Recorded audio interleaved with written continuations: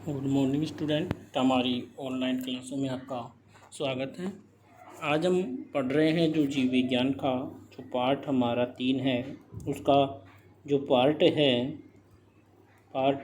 8 जो है वो हम पढ़ रहे हैं पार्ट 3 का। पिछले पार्ट में हमने जो मादा जनन अंग थे उसके जो बाह्य जननांग हैं उनके बारे में हमने अध्ययन कर लिया था, और बाह्य जननांगों में हमने जो क्लाइटोरिस था या भग्नसेप था या वृद्धबगोष्ठ लेबिया मेजोरा था उसके बारे में, स्तन ग्रंथियों के बारे में और स्तन की संरचना के बारे में हमने पढ़ लिया था। उसके बाद में जो लास्ट में हमने देखा था युग्मक जनन। पॉइंट जो हमारा आगे जो लास्ट में हम जो पढ़ रहे थे वो था हमारा क्या, युग्मक जनन। किसके बारे में देख रहे थे हम? युग्मक जनन के बारे में देख रहे थे।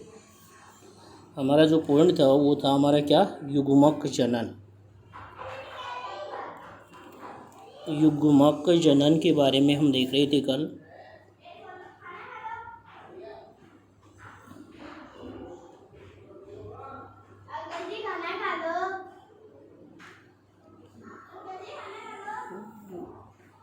युग्मक जनन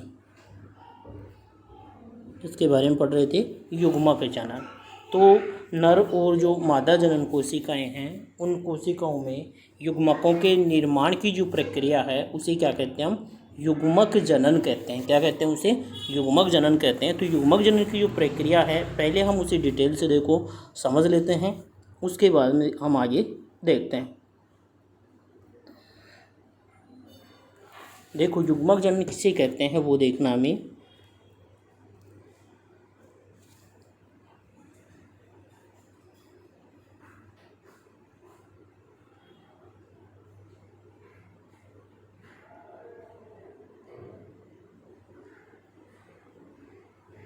युग्मक जनन सीधी सी इसकी परिभाषा हम क्या कहेंगे कि नर और मादा जो युग्मक हैं उनके निर्माण की प्रक्रिया, यानी नर में क्या बनेंगे युग्मक? शुक्राणु। और मादा में क्या बनेंगे? अंडाणु। तो नर युग्मक शुक्राणु व मादा युग्मक जो अंडाणु हैं उनके जो निर्माण की प्रक्रिया है उसे क्या कहते हैं हम? युग्मक जनन कहते हैं। फिर युग्मक जनन है वो 2 प्रकार का होता है। एक नंबर पर होता है क्या, शुक्र जनन। एक नंबर पर होता है क्या, शुक्र जनन।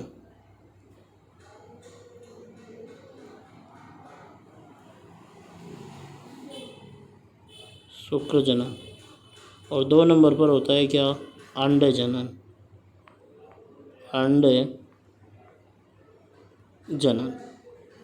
यानी शुक्र जनन की प्रक्रिया में क्या बनेंगे? शुक्राणु, और अंड जनन की प्रक्रिया में क्या बनेंगे? अंडाणु। यानी शुक्राणु के निर्माण की जो प्रक्रिया वो शुक्र जनन, और अंडाणु के निर्माण की जो प्रक्रिया वो क्या कहलाएगी? अंड जनन कहलाएगी। अब जो हमारी शुक्राणु निर्माण की जो प्रक्रिया है उस प्रक्रिया को हम कितने भागों में बांटते हैं? मुख्य रूप से इस प्रक्रिया को हम 2 भागों में बांटते हैं। शुक्राणु निर्माण की जो प्रक्रिया है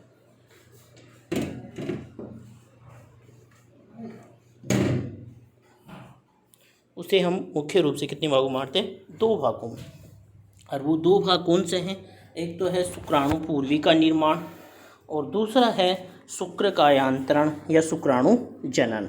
तो उसमें भी सबसे पहला जो भाग है वो पढ़ते हैं हम क्या?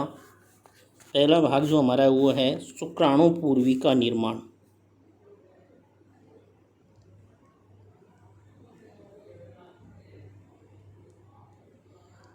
शुक्राणु पूर्वी का निर्माण। शुक्राणु पूर्वी का निर्माण। शुक्राणु पूर्वी का जो निर्माण है उसमें क्या होगा कि शुक्रजनन नलिका में जो अपरिपक्व नरजन्म कोशिकाएं हैं, किसमें? शुक्रजनन नलिका में उपस्थित हैं। शुक्रजनन, देखो आपको लिखना नहीं है, समझा रहा हूँ। शुक्रजनन नलिका में उपस्थित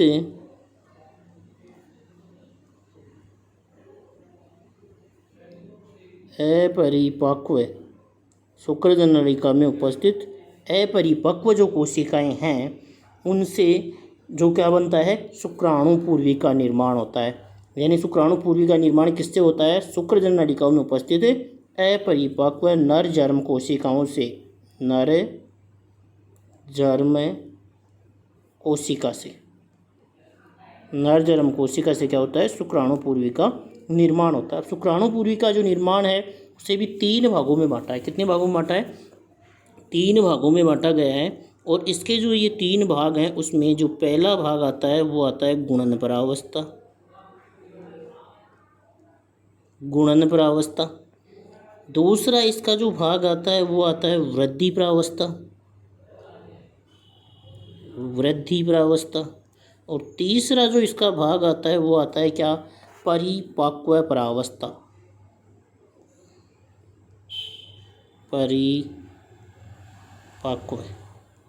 परिपक्व परावस्था। ये इसकी 3 परावस्थाएं आती हैं। उसमें सबसे पहले पढ़ते हैं हम क्या, गुणन परावस्था। गुणन परावस्था में क्या होता है कि जो नर जर्म कोशिकाएं हैं, मान लो ये नर जर्म कोशिका है, ये क्या करती है, बार बार क्या करती है, ये बार बार समसूत्री विभाजन करती है, बार बार समसूत्री विभाजन करती है। और समसूत्री विभाजन करके क्या कर लेती है, अपनी संख्या बढ़ाती है। क्या करती है, अपनी संख्या बढ़ाती है। तो ये जो हमारा है वो क्या हुआ, गुणन परावस्था। क्या हुआ, गुणन परावस्था हुई। यानी गुणन परावस्था में क्या होता है, गुणन परावस्था में जो शुक्रजनन नलिकाओं में जो जर्म कोशिकाएं हैं, शुक्रजनन नलिकाओं में कौन थी, जर्म कोशिका जो थी, वो जर्म कोशिकाएं क्या कर रही हैं, मान लो ये जर्म कोशिकाएं, जर्म कोशिका, ये जर्म कोशिका बार बार विभाजन करे, कौन सा, समसूत्री, समसूत्री विभाजन कर रही है। और समसूत्री विभाजन से अपनी संख्या बढ़ाती हैं। क्या करती हैं, समसूत्री विभाजन के द्वारा अपनी संख्या बढ़ाने का कार्य करती हैं। तो वो क्या कार्य करती हैं, वो गुणन परावस्था कहलाती है। इसके बाद में जो वृद्धि परावस्था आती है, उनमें से एक कोई भी कोशिका है इनमें से भाग लेगी और वो कोशिका क्या करेगी, आकार में बड़ी होगी। क्या करेगी, आकार में बड़ी होगी। वो परावस्था क्या कहलाती है, वृद्धि परावस्था। यानी इस परावस्था में शुक्रजनन कोशिकाएं क्या करती हैं, आकार में वृद्धि कर दुगनी हो जाती हैं। और अब इन्हें हम क्या बोलेंगे, प्राथमिक शुक्राणु कोशिका कहेंगे। क्या कहेंगे, इसे अब हम कहते हैं प्राथमिक शुक्राणु कोशिका, प्राथमिक शुक्राणु कोशिका। अब ये प्राथमिक शुक्राणु कोशिका हमारे पास बन गई। ये किस में प्रवेश करेगी, परिपक्वन परावस्था में। किस में प्रवेश करेगी, परिपक्वन परावस्था में। देखो यहाँ पर देखते हैं हम इससे, ये हमारी बन गई थी यहाँ पर वृद्धि परावस्था में प्राथमिक शुक्राणु कोशिका। क्या बनी थी, प्राथमिक शुक्राणु कोशिका। ये प्राथमिक शुक्राणु कोशिका जो थी वो अब यहाँ से क्या करेगी, देखो इसमें होगा अर्धसूत्री विभाजन पस्ट। क्या होगा, अर्धसूत्री पस्ट, अर्धसूत्री विभाजन होगा पस्ट। और अर्धसूत्री विभाजन पस्ट से 2 समान आकार की कोशिकाओं का निर्माण होगा और उनमें गुणसूत्रों की संख्या क्या होगी, आदि। और ये अब क्या कहलाएंगी, द्वितीयक शुक्राणु कोशिका। क्या कहलाएंगी, द्वितीयक शुक्राणु कोशिका कहलाएंगी। क्या कहलाएंगी, द्वितीयक शुक्राणु कोशिकाएं कहलाएंगी। अब इन द्वितीयक शुक्राणु कोशिकाएं जो हैं हमारी, उसमें फिर से क्या होगा, अर्धसूत्री विभाजन सेकंड होगा। क्या होगा, अर्धसूत्री विभाजन सेकंड होगा। और अर्धसूत्री विभाजन सेकंड से फिर से समान आकार की, यानी यहाँ अब होगा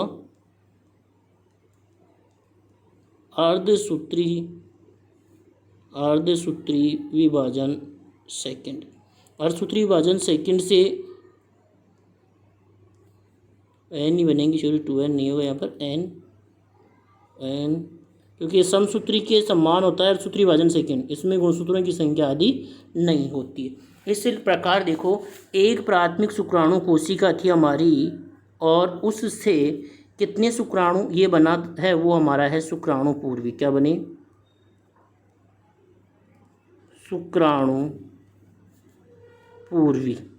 अब देखो ये शुक्राणु पूर्वी कैसी संरचनाएं दिख रही है हमें, देखो गोलाकार हैं, अचल संरचनाएं हैं। तो शुक्राणु पूर्वी का निर्माण हो गया, उसके तीनों चरण हो गए। पहला चरण हुआ गुणन प्रावस्था, देखो इसको अच्छी तरह समझ लेना। पहला चरण गुणन प्रावस्था, उसमें क्या थी, नरजन्म कोशिकाएं बार बार विभाजन कर रही हैं, संख्या बढ़ा रही हैं। फिर वर्धी प्रावस्था में जो कोशिकाएं थी वो अपना आकार दुगना बना रही हैं, और उससे वो कोशिका क्या कहला रही है, प्राथमिक शुक्राणु कोशिका। प्राथमिक शुक्राणु कोशिका परिपक्वन प्रावस्था में प्रवेश करेगी तो इसमें अर्धसूत्री विभाजन फर्स्ट होगा पहले, जिससे दो कोशिकाएं बनेंगी उन्हें हम द्वितीयक शुक्राणु कोशिकाएं कहेंगे, और उनमें अर्धसूत्री विभाजन सेकंड से जो 4 कोशिकाएं बनेंगी हम उन्हें शुक्राणु पूर्वी कहेंगे। इस प्रकार से शुक्राणु पूर्वी का निर्माण हो गया। अब दूसरा जो है हमारा शुक्र जनन या शुक्र कायांतरण, क्या है, शुक्र जनन या शुक्र कायांतरण। वो क्या होता है देखना, देखो यहाँ पर हमारे पास में ये 4 कोशिकाएं बन गई थी अचल शुक्राणु पूर्वी। क्या बन गई थी, अचल शुक्राणु पूर्वी कोशिकाएं बन गई थी। ये कोशिकाएं हमारे पास क्या हैं,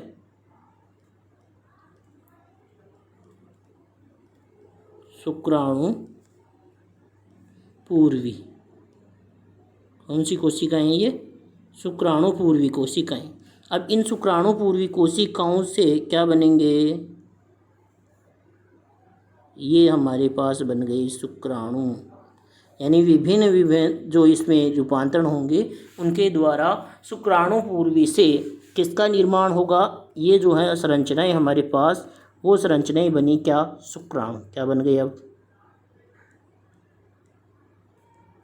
शुक्राणु। तो शुक्राणु पूर्वी से, और ये कैसी संरचनाएं हैं, गतिशील। कैसी संरचनाएं हैं, गतिशील। तो अचल शुक्राणु से, अचल जो अचल हमारा शुक्राणु पूर्वी था, अचल शुक्राणु पूर्वी से गतिशील शुक्राणु के निर्माण की प्रक्रिया को क्या बोलते हैं, शुक्र कायांतरण कहते हैं या शुक्राणु जनन कहते हैं। तो अभी ये जो हमारी यहाँ से ये बन रहा है, वो जो प्रक्रिया हमारी वो क्या कहलाएगी, शुक्र कायांतरण या शुक्राणु जनन। क्या कहलाएगी, शुक्र कायांतरण, या इसको हम क्या बोलते हैं, शुक्राणु जनन भी कहते हैं। क्या कहते हैं, शुक्राणु जनन भी कहते हैं। तो ये हमारा जो शुक्राणु जनन की प्रक्रिया थी, जिसको 2 भागों में बांटा गया, उसके बारे में हमने क्या किया, आपको मैंने समझा दिया है चित्रों की सहायता से। अब हम इसको पढ़ते हैं कि किस प्रकार से कौन कौन सा हो रहा है वो, और हमारी जो बुक के माध्यम से। देखो सबसे पहले हमने कल यहाँ पर देख लिया था कि जो युग्मक जनन है, क्या है, युग्मक जनन है, वो 2 प्रकार का होता है। पहला शुक्र जनन जिसको बोलते हैं स्पर्मेटोजेनेसिस, स्पर्मेटोजेनेसिस, और दूसरा है अंड जनन जिसको बोलते हैं ऊजेनेसिस। यहाँ तक आपने कल लिख लिया होगा। अब उसके बाद में हम पहला जो हमारा चालू करते हैं वो है हमारा कौन, शुक्र जनन। कौन है, शुक्र जनन। देखो शुक्र जनन के बारे में आता है, शुक्र जनन जिसको बोलते हैं स्पर्मेटोजेनेसिस। ये क्या है, नर के किशोर अवस्था में पहुंचने पर, पहले भी मैंने इसको आपको बता दिया, पहले समझाया था। अब ये जो मैं बता रहा हूँ वो आपको लिखना भी है, तो इसको आप पहले रोक करके लिख लेंगे। ये नहीं कि सर लाइन चलाने से कहीं पर कट जाता है, तो आप पहले इसको रोक करके लिख लें, उसके बाद में समझ लें इसको। देखो क्या कह रहा है इसमें कि नर के किशोर अवस्था में पहुंचने पर शुक्राणु जनन प्रारंभ होता है। तो प्रश्न हो सकता है कि शुक्राणु जनन की प्रक्रिया प्रारंभ होती है, तो आएगा कौन सी अवस्था में, किशोर अवस्था में पहुंचने पर। फिर शुक्र जनन की क्रिया कहाँ पर होती है, शुक्र जनन की क्रिया अंग तो पूछे तो वृषण, और वृषण में भी किसमें, शुक्र जनन नलिका में। और शुक्र जनन नलिका की भी बात आए तो किसमें, नर जर्म कोशिका, किसमें, नर जर्म कोशिका, या जिसको बोलेंगे हम स्पर्मेटोगोनिया द्वारा होती है। अब शुक्र जनन की प्रक्रिया को भी हम कितने भागों में पढ़ रहे हैं, 2 भागों में। पहला था हमारा भाग कौन सा, शुक्राणु पूर्वी का निर्माण या स्पर्मेटिड्स का निर्माण। शुक्राणु पूर्वी को क्या बोलते हैं अंग्रेजी में, स्पर्मेटिड्स कहते हैं। क्या कहते हैं, स्पर्मेटिड्स का निर्माण। और दूसरा जो भाग है वो पढ़ रहे हैं हम क्या, शुक्राणु जनन या शुक्र कायांतरण। शुक्राणु जनन या शुक्र कायांतरण, ये हमारा कौन सा भाग है, इसका दूसरा भाग है। कौन सा भाग है इसका, दूसरा भाग है। अब उसके बाद में पहला जो हम पढ़ते हैं वो पढ़ते हैं शुक्राणुपूर्वी या स्पर्मेटिड्स का निर्माण। देखो फिर भी अगर इसमें आपको कहीं पर कोई समझ में नहीं आ रहा है तो आप कमेंट करके बता सकते हैं कि सर ये दोबारा से समझाना, तो आपको समझा दिया जाएगा। देखो आइए हम देखते हैं शुक्राणुपूर्वी का जो निर्माण है उसके बारे में हम डिटेल से पढ़ते हैं। देखो ये आया हमारा शुक्राणुपूर्वी या स्पर्मेटिड्स का निर्माण। शुक्राणुपूर्वी या स्पर्मेटिड्स का जो निर्माण है उसके बारे में आया।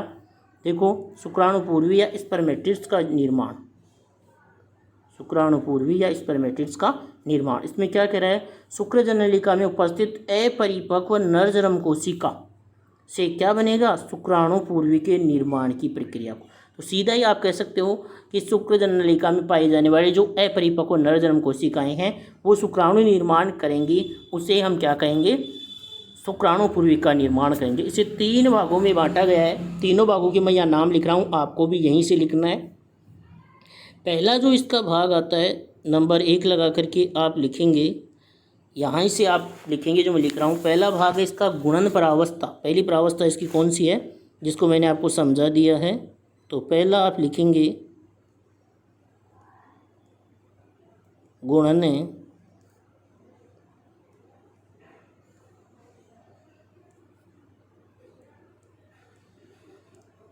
प्रावस्था, ये इसका पहला भाग है।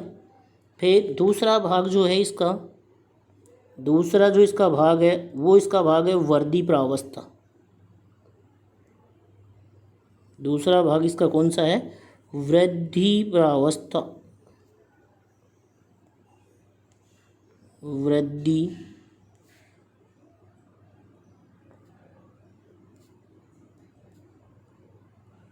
प्रावस्था। और जो तीसरा भाग है इसका, तीसरा भाग जो इसका है वो भाग है इसका कौन सा, परिपक्वन प्रावस्था। कौन सा है,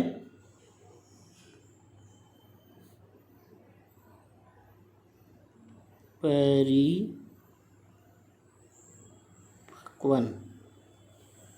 परिपक्वन, परिपक्वन बोल सकते हो या इसको परिपक्व भी बोल सकते हो।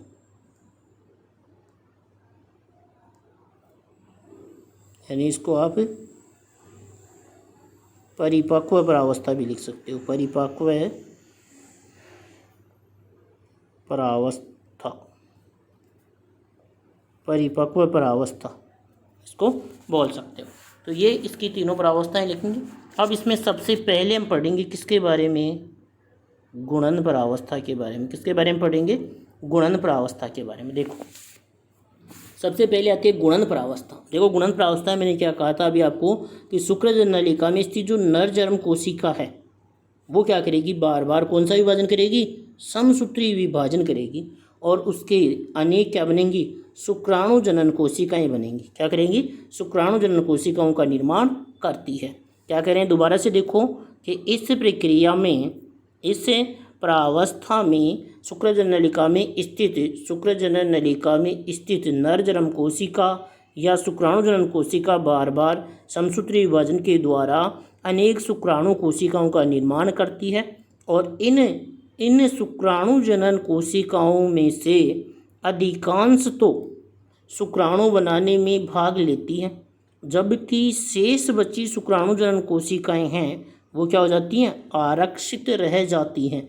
यानी पूरी शुक्राणु नहीं बनाती हैं, शेष आरक्षित रह जाती हैं जो दोबारा से शुक्राणु जनन में भाग लेंगी, दोबारा से वही गुणन करेंगी। तो अधिकांश तो शुक्राणु निर्माण में काम में आ जाती हैं और बची हुई क्या रह जाती हैं, आरक्षित। आरक्षित का मतलब होता है आने वाले समय में वो शुक्राणु निर्माण के लिए क्या करती हैं, काम में आती हैं। नई शुक्राणु और नई शुक्राणु कोशिकाएँ बनाती हैं और नई शुक्राणु कोशिकाएँ बनाती रहती हैं।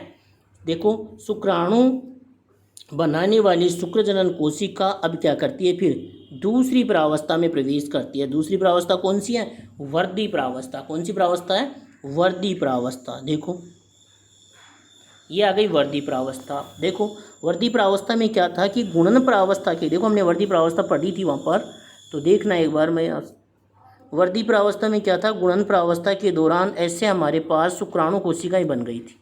अब उसमें वृद्धि प्रावस्था में क्या था कि कोशिका जो भाग ले रही है वो आकार में क्या हो रही थी, दुगनी हो रही थी, आकार में क्या हो रही थी, दुगनी हो रही। तो यहाँ पर यही कहा जा रहा है वृद्धि प्रावस्था में, इस प्रावस्था में शुक्र जनन कोशिकाएं आकार में वृद्धि करके कैसी हो जाती हैं, दुगनी हो जाती हैं। कैसी हो जाती है, दुगनी। तो अब इन्हें क्या नाम दिया, प्राथमिक शुक्राणु कोशिका, प्राइमरी स्पर्मेटोसाइट, या इसको हम बोलेंगे क्या, प्राथमिक शुक्राणु कोशिका। क्या बोलेंगे, प्राथमिक शुक्राणु कोशिका, प्राथमिक शुक्राणु कोशिका हम इसको कहेंगे, प्राथमिक शुक्राणु कोशिका हम इसको क्या करेंगे, कहते हैं। अब ये प्राथमिक शुक्राणु कोशिका कहते हैं, और यह एक कैसी है, द्विगुणित कोशिका है जिसमें 46 गुणसूत्र, क्योंकि समसूत्री विभाजन ही हुआ है, अभी अर्धसूत्री विभाजन हुआ ही नहीं है, इसलिए ये कैसी कोशिका है, हमारी द्विगुणित कोशिका है। कैसी कोशिका है, ये द्विगुणित कोशिका है। तो ये कोशिका हमारी द्विगुणित कोशिका होती है और इसमें 46 गुणसूत्र पाए जाते हैं। अब ये तीसरी प्रावस्था जो है हमारी परिपक्वन प्रावस्था, कौन सी प्रावस्था, परिपक्व प्रावस्था, उसमें प्रवेश करेगी। तो उसमें अभी समझाया परिपक्व प्रावस्था में जैसे ही ये प्रवेश करेगी इसमें क्या हो जाएंगे, अर्धसूत्री विभाजन, और अर्धसूत्री विभाजन होने से अब जो कोशिकाएं बनेंगी परिपक्व में वो एन होंगी, और उन कोशिकाओं को हम क्या कहेंगे, द्वितीयक शुक्राणु कोशिका। क्या कहेंगे, द्वितीयक। फिर द्वितीयक में फिर से अर्धसूत्री सेकंड होगा, उससे फिर बनेंगी, और वो क्या कहलाएंगी, शुक्राणु पूर्वी कहलाएंगी। देखो परिपक्वन अवस्था, देखो इस प्रावस्था में प्राथमिक शुक्राणु कोशिका अर्धसूत्री विभाजन पृष्ठ, या जिसको हम न्यूनकारी विभाजन पृष्ठ होता है, जिससे दो समान अगुणित कोशिकाएं बनती हैं और इनमें केवल 23 गुणसूत्र होते हैं। यानी 2n की जगह गुणसूत्र कैसे हो गए, n। कैसे हो गए, n। तो n गुणसूत्रों की संख्या यहाँ पर हो गई कितनी, 23। तो इसमें कितने गुणसूत्र होते हैं, 23 गुणसूत्र होते हैं। आगे देखो, इन कोशिकाओं को द्वितीयक शुक्राणु कोशिका कहते हैं। क्या कहते हैं इनको, द्वितीयक शुक्राणु कोशिका कहते हैं। तो आपको बता दिया द्वितीयक शुक्राणु कोशिका कौन सी थी, प्राथमिक शुक्राणु कोशिका जो थी उसमें अर्धसूत्री विभाजन पृष्ठ से जो बनी हुई दो कोशिकाएं हैं। मान लो ये हमारी प्राथमिक शुक्राणु कोशिका थी जो कैसी थी, द्विगुणित। इसमें अर्धसूत्री विभाजन पृष्ठ हुआ और उससे ये दो अगुणित कोशिकाएं बन गई। तो ये जो बनी हुई जो दो अगुणित कोशिकाएं हैं वही क्या कहलाती हैं, हमारी ये सेकेंडरी सेल, स्पर्मेटिड सेल, यानी या इसको हम बोल सकते हैं क्या, द्वितीयक शुक्राणु कोशिका। क्या बोल सकते हैं, ये द्वितीयक शुक्राणु कोशिका। तो ये द्वितीयक शुक्राणु कोशिका ये कहलाएंगी। अब अगर इनमें फिर अर्धसूत्री विभाजन सेकंड होगा तो इनसे बनी हुई संरचनाएं क्या कहलाएंगी, शुक्राणु पूर्वी। देखो आगे देखते हैं उसको, देखो क्या कह रहा है। अब देखो आगे दोनों ही, देखो क्या कह रहे हैं, ये दोनों द्वितीयक शुक्राणु कोशिकाएं अर्धसूत्री विभाजन सेकंड के बाद 4 अगुणित शुक्राणु प्रपशु या शुक्राणु पूर्वी कोशिका का निर्माण करती हैं। और ये चारों शुक्राणु पूर्वी भी कैसे होते हैं, अगुणित, क्योंकि इनमें अर्धसूत्री विभाजन सेकंड होता है। और वो अर्धसूत्री विभाजन जो सेकंड है हमारा, क्या है, अर्धसूत्री विभाजन जो हमारा सेकंड है वो अर्धसूत्री विभाजन सेकंड किसके समान होता है, समसूत्री के समान होता है। कैसा होता है, समसूत्री के समान, समसूत्री विभाजन के समान होता है। इसलिए इसमें अब गुणसूत्रों की संख्या आदि नहीं होती है, इसमें गुणसूत्रों की संख्या अपरिवर्तित रहती है। तो यह हमारी जो पहले शुक्राणु पूर्वी का निर्माण था वो हुआ, उसकी तीनों अवस्थाएं पढ़ी। अब उसके बाद में हम पढ़ते हैं शुक्राणु जनन या शुक्र कायांतरण या स्पर्मेयोजेनेसिस। देखो यह होगा, इसमें समसूत्री विभाजन के समान होता है और इसमें गुणसूत्रों की संख्या परिवर्तित नहीं होती है, यानी अपरिवर्तित रहती है। ये हमने पढ़ लिया। अब उसके बाद में हम देखते हैं क्या, कि जो हमारी शुक्राणु जनन है, दूसरा जो चरण है हमारा शुक्राणु जनन, दूसरा जो हमारा चरण है वो क्या है, शुक्राणु जनन। जो हमारा दूसरा चरण है शुक्राणु जनन या स्पर्मेयोजेनेसिस। अब इसमें हम क्या पढ़ेंगे कि जो शुक्राणु पूर्वी जो अचल कोशिकाएं थी, उन अचल शुक्राणु पूर्वी कोशिकाओं से गतिशील शुक्राणु के निर्माण की क्रिया को हम क्या बोलते हैं, शुक्राणु जनन या शुक्र कायांतरण कहते हैं। शुक्राणु जनन कहते हैं या उसे हम क्या बोलते हैं, शुक्र कायांतरण कहते हैं। अब शुक्राणु जनन के बाद जो शुक्राणु थे, शुक्राणु जनन के बाद क्या होगा, जो शुक्राणु थे हमारे वो क्या होंगे। देखो हमने वृषण की संरचना देखी थी, देखने पर यह बता रहा हूँ। जैसे हमने ये वृषण की संरचना देखी थी, उस वृषण की संरचना में यहाँ पर हमारे ऐसे जैसे अनियमित आकार की बड़ी बड़ी कुछ कोशिकाएं थी, कटी फटी ऐसी। तो इसमें जैसे ही ये शुक्राणु बनेंगे, वो शुक्राणु अपने सिर भाग के द्वारा, अपने सिर भाग के द्वारा इस जो इन्हें हम सर्टोली कोशिकाएं कहते हैं, इनमें आकर के क्या हो जाते हैं, धस जाते हैं। इनमें आकर के क्या हो जाते हैं, धस जाते हैं या अंतः स्थापित हो जाते हैं। और इन्हीं से ये शुक्राणु क्या करते हैं, पोषण प्राप्त करते हैं। इन्हीं से क्या करते हैं, पोषण प्राप्त करते हैं। और फिर यहाँ से निकलने के बाद में ये शुक्र नलिकाओं से होते हुए कहाँ पर चले जाएंगे, जनन मार्ग से होते हुए कहाँ पर चले जाएंगे, योनि में, मादा के जनन मार्ग में पहुँच जाएंगे। और मादा के जनन मार्ग में पहुँचने की क्रिया को हम क्या कहते हैं, 2-3 बार आ गई है ये परिभाषा, क्या कहते हैं उसको, वीर्य सेचन। क्या कहते हैं, वीर्य सेचन। पूछा जा सकता है ये परिभाषा, बार बार बता रहा हूँ। वीर्य सेचन किसे कहते हैं, तो क्या कहते हैं कि शुक्राणु का वृषण से निकलने के बाद मादा के जनन मार्ग में स्थापित होने की जो क्रिया है वो क्या कहलाती है, वीर्य सेचन कहलाती है। देखो ये आ गई ये बात हमारी। शुक्राणु जनन के बाद उत्पन्न शुक्राणु अपने शीर्ष की सहायता से सर्टोली कोशिकाओं में क्या हो जाते हैं, अंतः स्थापित हो जाते हैं और उससे पोषण प्राप्त करते हैं। यह बता दिया आपको। उसके पश्चात शुक्राणु यहाँ से निकलकर मादा के योनि मार्ग में पहुँचते हैं। और ये क्रिया जो हमने बताई थी कैसे होती है, मैथ्यून क्रिया। यह क्रिया वीर्य सेचन कहलाती है। क्या कहलाती है, वीर्य सेचन की क्रिया कहलाती है। अब शुक्राणु निर्माण का जो नियमन है वो हार्मोनों के द्वारा होता है। तो शुक्राणु निर्माण की जो क्रिया है उसका हार्मोन नियमन, यानी हार्मोन्स के द्वारा जो नियमन है वो किसके द्वारा होता है, तो ये जो नियमन की प्रक्रिया है, शुक्र जनन की प्रक्रिया का जो प्रारंभ है वो हाइपोथैलेमस के हार्मोन, कौन सा, गोनेडोट्रोपिन रिलीजिंग हार्मोन, यानी हाइपोथैलेमस का एक हार्मोन है GnRH, GnRH। इस हार्मोन के द्वारा, जिसको बोलते हैं गोनेडोट्रोपिन रिलीजिंग हार्मोन, इसके द्वारा इसका नियंत्रण होता है। और ये गोनेडोट्रोपिन जो हार्मोन है वो क्या करता है, 2 गोनेडोट्रोपिन हार्मोन के स्रावण के लिए प्रेरित करता है। और वो 2 हार्मोन हमारे हैं कौन कौन से, एक तो है हमारा LH ल्यूटिनाइजिंग और एक है हमारा कौन सा, FSH। ये हार्मोन है जो हमारे शुक्र जनन की क्रिया को क्या करते हैं, नियंत्रित करते हैं। देखो देखते हैं इसको। ये हमारा हाइपोथैलेमस, या जिसको हम बोल सकते हैं अधश्चेतक, क्या बोल सकते हैं, अधश्चेतक। ये हार्मोन क्या करते हैं, गोनेडोट्रोपिन रिलीजिंग हार्मोन GnRH द्वारा क्या होता है, नियंत्रित होती है। शुक्राणु निर्माण के समय इसकी मात्रा क्या हो जाती है, बढ़ जाती है। और ये जो GnRH है हमारे पास, ये जो GnRH है वो अग्र पीयूष ग्रंथि को क्या कर देता है, उत्तेजित करता है और 2 गोनेडोट्रोपिन हार्मोन स्रावन करने के लिए प्रेरित करता है। तो यहाँ पर अभी बात आई हमारे पास ये हार्मोन, एक तो LH और दूसरा है अभी बताया मैंने FSH। तो ये हार्मोन कहाँ से स्रावित होते हैं, आपको आंसर आएगा किससे, पीयूष ग्रंथि से। किससे स्रावित होते हैं, पीयूष ग्रंथि से। तो पहला है हमारा पीतपिंड, या जिसको हम ल्यूटिनाइजिंग हार्मोन कहते हैं, जो महिलाओं में अंडोत्सर्ग के काम में आता है। और पुरुषों में ये क्या कार्य करता है, पुरुषों में ये पूजन यानी एंड्रोजन्स हार्मोन है उनके स्रावण को प्रेरित करता है। और पूजन में शुक्र जनन की क्रिया में भी ये क्या कार्य करता है, सहायता करने का कार्य करता है।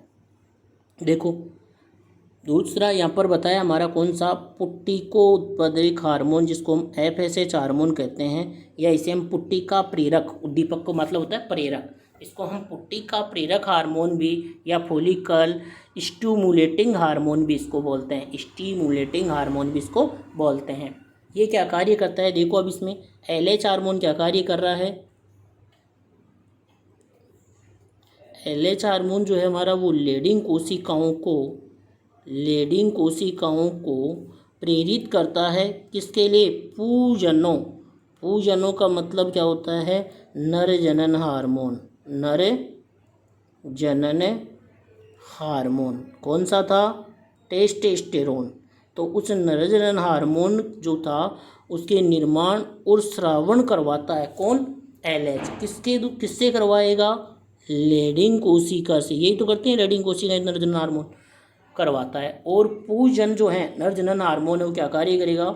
शुक्राणु जनन की प्रक्रिया में क्या करता है? सहायता। जबकि जो हमारा FSH है, कौन सा है? FSH जो हमारा हार्मोन है वो क्या कार्य करता है? सर्टोली कोशिकाओं को प्रेरित करता है जो शुक्राणु जनन में सहायता। यानी जो सर्टोली कोशिकाएं थी हमारी, जो वृषण में हमारी सर्टोली कोशिकाएं थी जिनमें शुक्राणु धसे हुए हैं, उन शुक्राणुओं को इससे बाहर निकालने के लिए, यानी शुक्र जनन की जो क्रिया है उसके लिए कौन प्रेरित करता है? FSH। ये हार्मोन है वो सर्टोली कोशिकाओं से शुक्राणु जनन की क्रिया को प्रेरित करता है। और ये जो हमारा था LH वो क्या कार्य करता है? लेडिंग कोशिकाओं को नर जनन हार्मोन के लिए प्रेरित करता है। और नर जनन हार्मोन है वो जो हमारे शुक्राणु निर्माण हैं, नर युग्मक हैं, उनके निर्माण की प्रक्रिया को क्या करता है? प्रेरित करने का कार्य करता है। देखो हम इसको यहाँ देख लेते हैं थोड़ा सा कि जैसे सबसे पहले क्या हुआ, हार्मोनल नियमन में हमारा हाइपोथैलेमस है,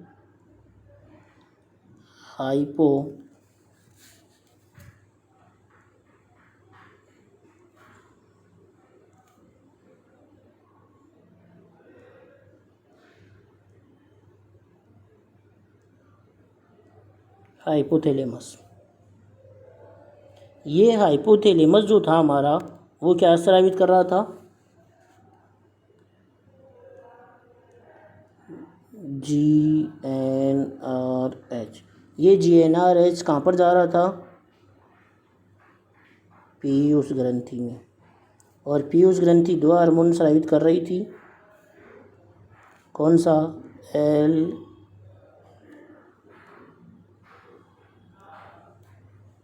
LH और एक FSH। LH और FSH। ये LH है वो क्या कार्य कर रहा था? ये तो क्या कार्य करता? सर्टोली कोशिकाओं पर। किस पर कार्य कर रहा है? सर्टोली कोशिकाओं से शुक्रजनन निर्माण। और ये क्या कार्य करता है? पूजनों को। किसको? पूजनों मतलब जिसको क्या कह रहे हैं हम? टेस्टोस्टेरोन बोलते हैं। क्या बोलते हैं? टेस्टोस्टेरोन जो हार्मोन है उसके स्रावन को प्रेरित करता है। और वो किसको करेगा? शुक्राणु जनन को प्रेरण करेगा। और उससे किसका निर्माण हो जाएगा? शुक्राणुओं का निर्माण हो जाएगा। तो ये हमारा था किसके? हार्मोन का जो नियंत्रण है शुक्राणु निर्माण की क्रिया में वो किस प्रकार से होता है।